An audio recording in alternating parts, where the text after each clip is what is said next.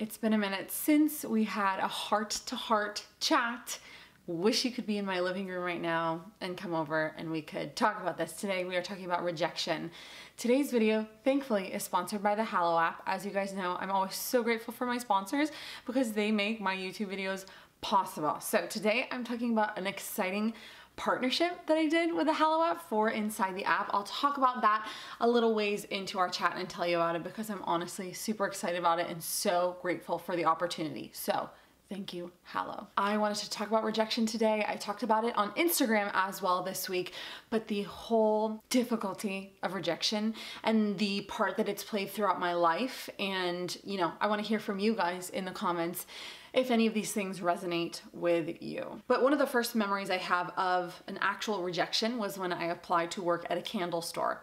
I won't tell you what candle store I applied to work at. It's too bad because they would get good business. I talk about California Pizza Kitchen all the time because they employed me for many years. And I remember sitting with a lady in the interview. Interviews are crazy, aren't they? You're there and you're so nervous. I was so nervous.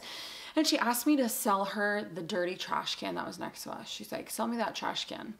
Oh my gosh. I was like, oh, what do I say? And I felt so flustered. Have you ever been flustered in an interview? Yeah, me too. I don't even remember what I said, but I remember getting rejected from the job. And I was like, wow, I'm not good enough to work at a candle store. This is tough. And this rejection comes in a lot of different forms. It could be breakups, right? When a relationship ends, when, you know, in dating, it could be the grad school program you wanted to get into or the college that you wanted to get into. I got rejected from Notre Dame University. So you apply to these schools or you apply to these jobs or whatever it is. And when you get rejected, it stings. Rejection is a hard thing because it's hard not to take it personally. And sometimes it is a personal thing. Sometimes they're looking for a person with a different personality than you or a different skill set than you. Sometimes it's just that a person's resume or skill set fit the position better than you. But it's really hard not to take it as a reflection of who I am, right? Like I really felt like I'm not good enough. And it's really hard not to let that affect your confidence. It's hard to let that make you feel insecure. But there are two things that I've heard about rejection throughout my life. The first is that rejection is God's protection. Maybe it's been like that for you in your life. The second thing that I've been hearing lately that more people are talking about is that rejection is redirection. Rejection is redirection. Rejection is God redirecting you to somewhere, something, someplace, some person that is more in line with His will, that it is in line with His will, than whatever it was that you were going for before. I'm gonna interrupt our chat to tell you about what I have going on with Hallow, and then I'll get more to rejection is redirection and tell you about how that has played out so much in my life. So, Hallow has this amazing section called Bible stories, and I got to partner with them and read one of them. So, if you go in the app and you go to the Bible stories section, I got to read a part of the Acts of the Apostles. The Acts of the Apostles is such a great section of scripture. It gets me so fired up and motivated in the best way when I read Acts. And so I got to read some really amazing moments from Acts for their Bible stories. And what Bible stories is meant to help you do is either fall asleep or even wind down in the evenings. If you follow me on Instagram, you know that Daniel and I have been having tea all the time. I love having my tea in the nights now. I'm such a tea person. Oh man, just a cup of hot tea? The Bible story, you can play my voice. I speak it prayerfully and quietly to help you wind down in the evening, maybe with your evening tea, maybe for your evening prayer, or even to fall asleep. As I touched on when I started partnering with Hallow many months ago, for so many of us, we just mindlessly scroll on our phones in the night until we're tired and then our minds are totally wired. We're thinking about all the stuff we've seen on our phones and then we try to fall asleep and it's nearly impossible. The Hallow Bible stories and the entire Hallow sleep section is meant to help you turn something on, end your day on a prayerful note, on a quiet note, on one of contemplation and meditation so that you can really easily fall asleep in the night. There's an entire sleep section where you can play my Bible story or the Bible stories of many other voices or listen to any of their other sleep content. I partner with Hallow often because I love the app. I use the app. It's been so amazing for my prayer life. Maybe you already have the Hallow app. If you don't, I'm going to leave the link to the Hallow app below. You can visit that and get 30 days of their premium content for free. You can try it out, see if you like it, hear my Bible story, let me know what you think. Did I do a good job? Does it help you wind down or fall asleep in the evenings? I would love for you to give it a listen and hear, because I worked really, really hard on that with Hallow, and I'm so grateful that it's finally out. Back to rejection as redirection. So here's the thing. A lot of people talk about opportunities in life as opening doors, right? We talk about it all the time, knocking on doors, which doors are going to open. There was this door that flung wide open, so I walked right through it, and it was this amazing opportunity. And then people talk about the hallway, right? You're waiting in the hallway for a door to open. And when that door closes, it's a hard thing on that relationship, on that job, on grad school.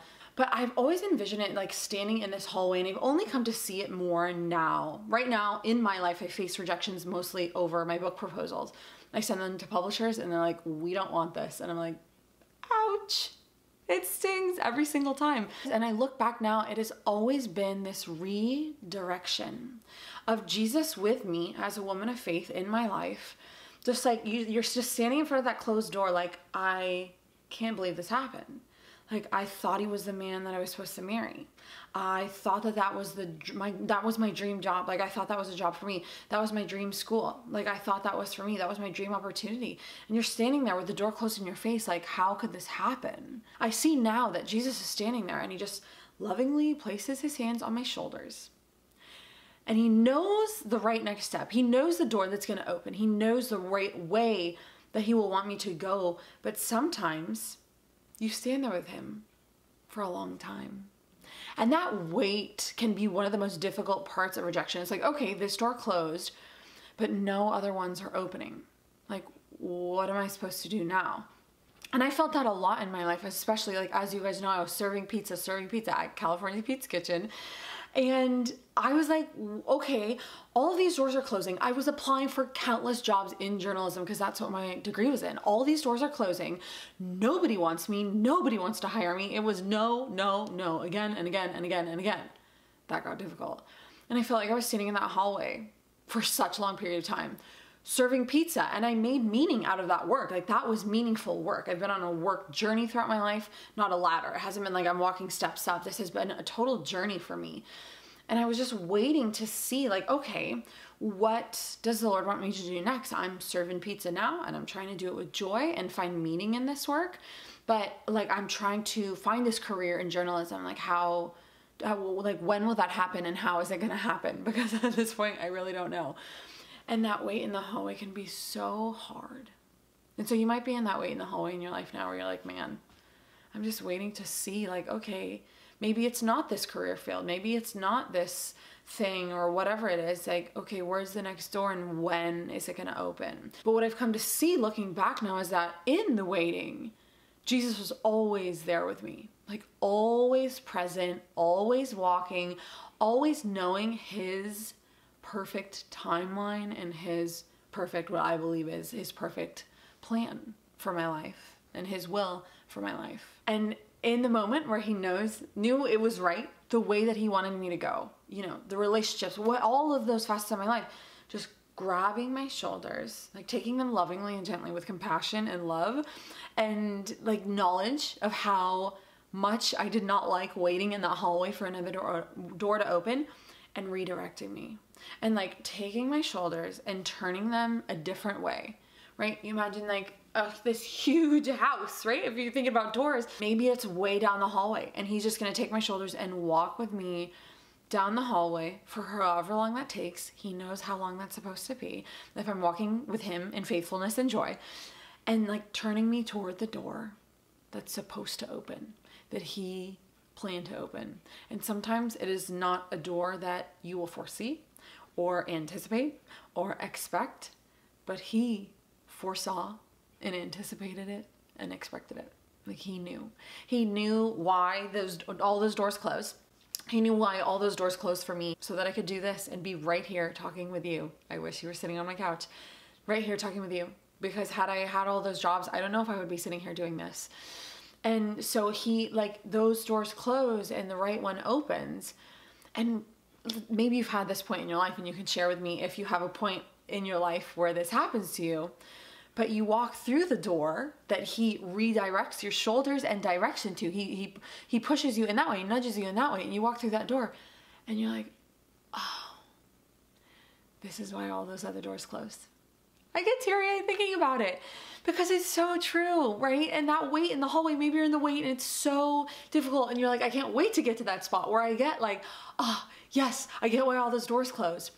But that moment is so beautiful in your life, right? When I look at my marriage to Daniel and I see why the doors closed on every other romantic relationship I ever had in my life, I look at Daniel now, I'm like, of course. Oh, even though a breakup was so painful, even though in the middle of it, it was like, this is so challenging. You look back and I was like, I get it. I see.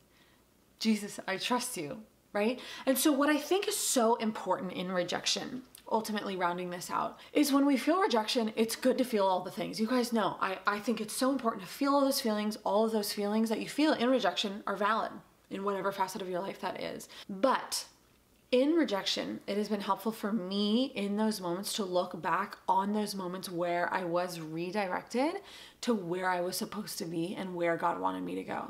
Because when I look back at that, I look back at Jesus's faithfulness in leading me to that place and closing those doors, making sure those doors were closed, whether it was his protection or redirection, making sure those doors are closed, to remember those closed doors and the ones that did open and think, ah, yes, he knows what he's doing. He knows every hair on your head. It says that in scripture, every hair on your head is counted.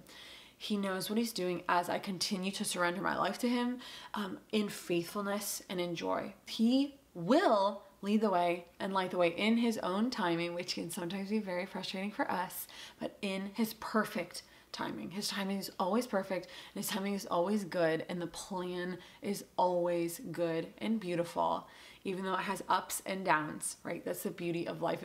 If it was all good all the time, there wouldn't be this rich, deep beauty to life. There's good, there's bad, there's highs, and there's lows, and Christ is with you in every single one, redirecting you away from the closed doors to the ones that are supposed to open to the path that he wants you to walk on. So, wanted to share that with you. It's been super helpful for me to look at it in that way as I face rejection in my life in that way, and will continue to for the rest of my life. Rejection is a part of all of our lives, and I hope this can be a helpful way for you to look at it.